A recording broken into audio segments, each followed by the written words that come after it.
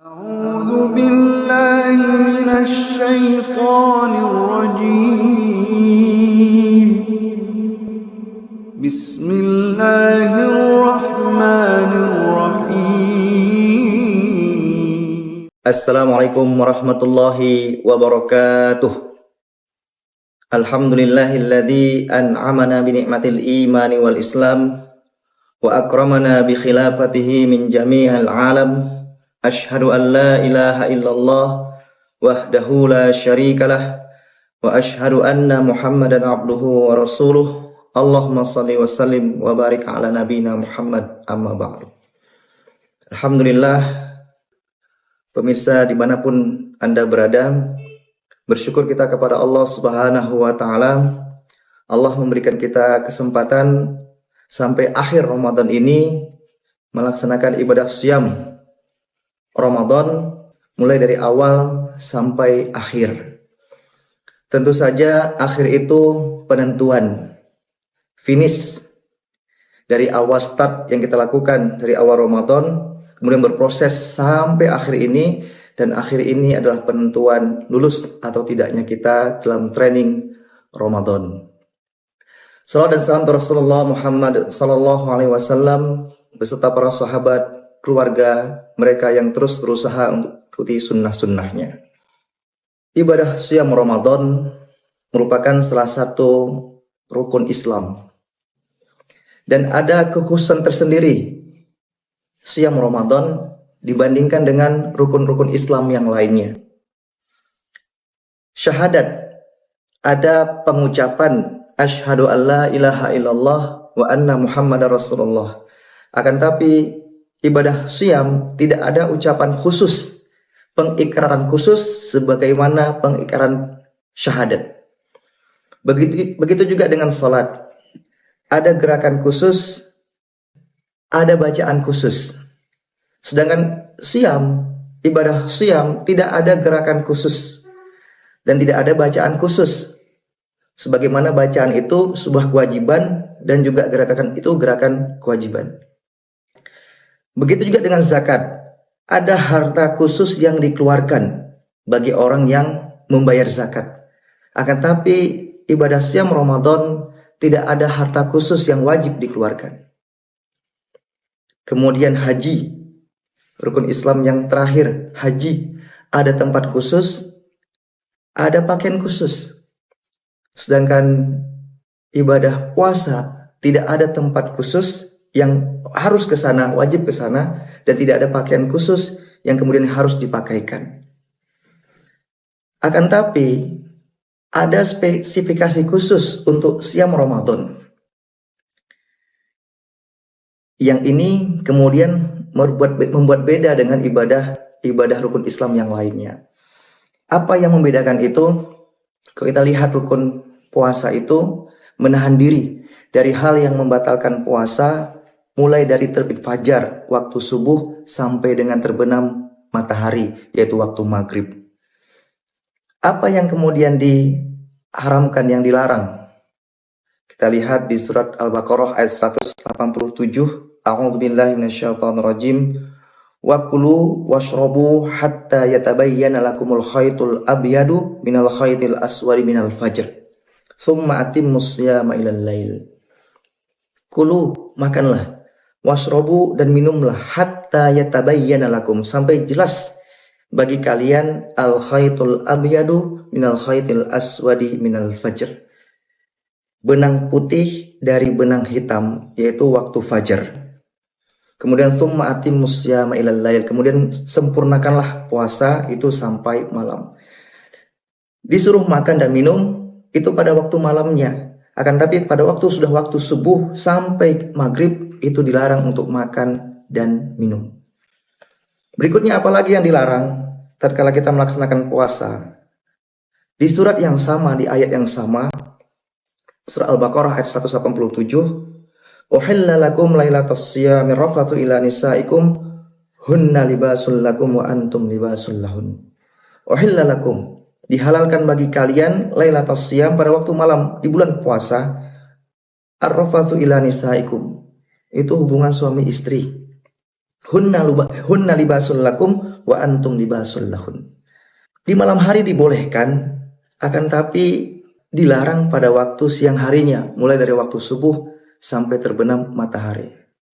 Kalau kita lihat dari ayat ini, berarti ada 2 organ khusus yang betul-betul diperhatikan di ibadah siam Ramadan. Organ apa itu? Makan dan minum, organ mulut. Kemudian hubungan suami istri, itu organ kemaluan. 2 ini yang kemudian jadi perhatian khusus untuk ibadah puasa Ramadan. Pertanyaannya, kenapa 2 organ ini yang menjadi perhatian yang bisa membatalkan ibadah puasa Ramadan? Disebutkan dalam hadis, ini diselaraskan bagaimana pengertiannya ini, disebutkan dalam hadis dari Abu Hurairah, an Abi Hurairah radhiyallahu anhu, su'ila Rasulullah sallallahu alaihi wasallam an aktsari ma yudkhilun nas al jannah faqala taqwallah wa husnul khuluqi wa su'ila an aktsari ma yudkhilun nas an nara faqala al famu wal farju. Rawahu At-Tirmizi wa Ibnu Majah, dan hadisnya hadis sahih. Dari Abu Hurairah radhiyallahu anhu, su'ila Rasulullah ditanya, an aktsari ma yudkhilun nasa al jannah, dari perbuatan perkara yang banyak kemudian manusia masuk ke dalam jannah. Kemudian Rasulullah menjawab, taqwallah wa husnul khuluqi, bertakwa kepada Allah Subhanahu wa taala dan akhlak yang baik. Kemudian ditanya, wasu'ila an aktsari ma yudkhilun nas an-nar. Rasulullah ditanya dari perkara yang banyak manusia dimasukkan ke dalam neraka. Faqala, kemudian Nabi menjawab, al-famu wal farju, mulut dan kemaluan. Mulut banyak manfaatnya. Lisan ini banyak manfaatnya. Akan tapi juga banyak bahayanya tatkala mulut ini menghina, mencerca, merendahkan, membuli, menyakiti, memfitnah, menghibah. Yang terjadi bisa permusuhan, pertikaian, pembunuhan, bahkan peperangan. Begitu juga dengan kemaluan. Kemaluan ini digunakan dengan cara yang halal, itu ibadah. Akan tapi tatkala itu disalahgunakan, maka banyak maksiat yang timbul dari kemaluan. Dan ini juga bisa menyebabkan pertikaian, pembunuhan, bahkan peperangan akibat 2 ini. Dan inilah amalan yang betul-betul dijaga di siam Ramadan. Pemirsa rahimahullah, tentang ibadah siam di bulan Ramadan, tatkala Allah Subhanahu wa taala menyuruh atau memerintahkan ibadah, tentu saja Allah Subhanahu wa taala telah mengukur perintah tersebut.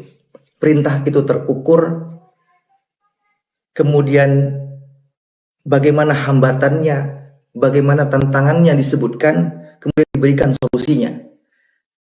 Dan kemungkinan apa yang terjadi dalamnya juga disebutkan. Dan yang terpenting, tujuan dari ibadah, tujuan dari perintah itu juga disebutkan beserta indikator keberhasilan dari ibadah yang diperintahkan. Allah Subhanahu wa taala memerintahkan kita untuk melaksanakan siam di bulan Ramadan di ayat 183 di surah Al-Baqarah. A'udzu billahi minasyaitonir rajim. Ya ayyuhalladzina amanu kutiba alaikumus siyam kama kutiba 'alal ladzina min qablikum la'allakum tattaqun. Allah perintahkan ibadah siam di bulan Ramadan, dan Allah juga sebutkan tujuan dan indikator keberhasilan dari siam Ramadan tersebut. Di akhir ayat Allah mengatakan la'allakum tattaqun, agar kalian menjadi orang yang bertakwa. Takwa ini tujuan, tanda keberhasilan dan indikator dari siam Ramadan. Dan kalau kita lihat kata tattaqun ini berbentuk fi'il mudhari, af'alul khamsah, yang i'rabnya dengan subutun nun, tetapnya nun. Berasal dari kata ittaqa yattaqi, Dan kata-kata ittaqa yattaqi ini berasal dari kata waqa yaqi wiqayatan. Masdarna wiqayatan yang artinya penjagaan, pemeliharaan, perisai. Dan ini disebutkan dalam peribahasa al-wiqayatu khairun minal ilaj. Wiqayah, penjagaan diri, memelihara diri, perisai diri, khairun lebih baik minal ilaj, dari mengobati.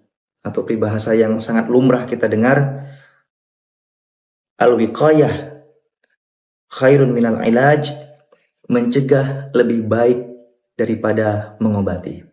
Ternyata kata-kata wiqayah ini, menjaga diri, pemeliharaan, penjagaan, perisai, ini juga disebutkan dalam hadis Nabi, dalam hadis Bukhari dan Muslim, as-siyamu junnah. Siyam itu junnah, perisai. Disebutkan dalam hadis Ahmad, hadis sahih, innamas siyamu junnah yastajinnu biha al-abdu minan nar. Innamas siyamu junnah, bahwasanya puasa itu junnah, perisai. Yastajinnu biha, yang melindungi dari junnah tersebut, al-abdu, seorang hamba, minan nari, dari neraka. Kata junnah, jannah, dan jinnah ini dengan huruf yang sama, jim, nun, dan ta. Junnah, jannah, jinnah punya arti yang berbeda. Junnah itu bermakna perisai, jannah itu surga, dan jinnah itu jamak dari jin, minal jinnati wan nas. Akan tapi ini punya persamaan dalam makna. Sebagaimana kata makna janin. Janin itu dia tidak terlihat, tertutup oleh perut, akan tapi bisa dirasakan. Begitu juga dengan jannah. Jannah itu tidak terlihat, tapi diyakini keberadaannya, diyakini kebenarannya, dan dia tidak terlihat, tertutup, karena kita beda kehidupan dunia, sedangkan jannah di kehidupan akhirat. Begitu juga dengan kata-kata jinnah, golongan jin, dia tertutup, tidak terlihat, tapi kita yakini keberadaannya, kita yakini keadaannya. Dan junnah itu perisai, tidak terlihat, tidak tampak, akan tapi bisa dirasakan oleh mereka-mereka yang melaksanakan siam dengan benar. Karena fungsi dari wiqayah, fungsi dari junnah itu perisai. Tatkala orang itu melaksanakan siam dengan benar, ada penjagaan diri, ada pelindung diri, ada perisai diri tatkala ia ingin melakukan maksiat. Tatkala dia ingin menghina, mencerca, memfitnah di bulan Ramadan, dia akan ingat, saya sedang berpuasa. Tatkala kemudian dia ingin melihat sesuatu yang tidak pantas, itu akan mencegahnya, lagi puasa. Tatkala tangannya ingin bertindak tidak benar, ada dorongan yang kuat dalam dirinya, aku sedang berpuasa. Ini junnah, perisai, yang perisai ini kemudian akan membantu seseorang dalam melaksanakan ibadah puasanya dengan sebaik-baiknya. Pemirsa dimanapun Anda berada, yang dirahmati oleh Allah Subhanahu wa Ta'ala, jadi indikator pertama puasa orang tersebut diterima oleh Allah Subhanahu wa Ta'ala, yaitu adanya wiqayah, adanya junnah, yang kemudian membuat dia terhalang dari maksiat kepada Allah Subhanahu wa Ta'ala. Dan wiqayah ini, junnah ini, karena ini berbentuk tattaqun, berbentuk fi'il mudhari, yang maknanya sekarang dan akan datang, maka penjagaan ini tidak hanya di bulan Ramadan. Benteng ini, perisai ini tidak hanya di bulan Ramadan, akan tapi terus berlanjut sampai setelah Ramadan. Inilah indikator pertama, indikator ibadah siam kita diterima oleh Allah Subhanahu wa Ta'ala.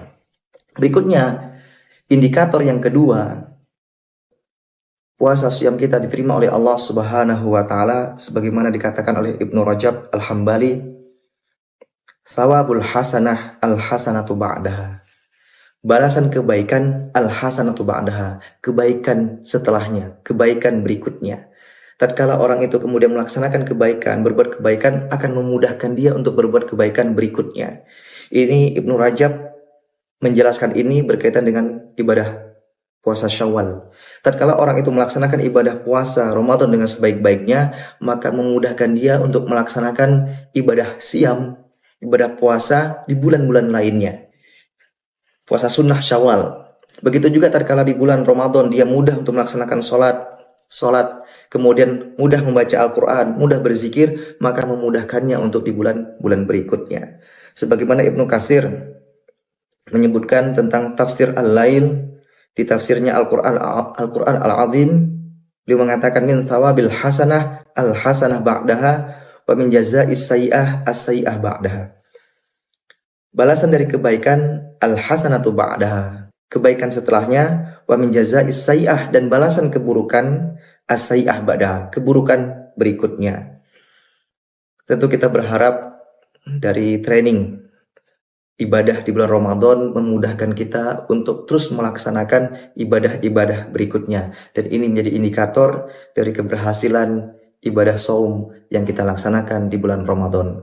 Tentu saja indikator ini penting bagi kita untuk mengukur bagaimana tingkatan ibadah kita kepada Allah Subhanahu wa taala. Tapi yang paling terpenting, kita juga harus berdoa kepada Allah Subhanahu wa taala sebagaimana Nabi Ibrahim juga berdoa. Dan kalau Allah perintahkan untuk membangun Ka'bah, beliau juga berdoa kepada Allah Subhanahu wa taala, Rabbana taqabbal minna innaka antas samiul alim. Rabbana, wahai Tuhan kami, taqabbal minna, terimalah amal kami, innaka antas samiul alim, sungguhnya engkau maha mendengar lagi maha mengetahui. Kita berdoa kepada Allah Subhanahu wa taala agar ibadah siam kita diterima oleh Allah Subhanahu wa taala dan memudahkan kita untuk melaksanakan ibadah-ibadah lainnya yang telah kita kerjakan di bulan Ramadan di bulan-bulan berikutnya. Allahumma inna nas'aluka ilman nafi'ah wa rizqan thayyiba wa amalan mutaqabbala. Ya Allah, kami minta kepadamu ilmu yang bermanfaat,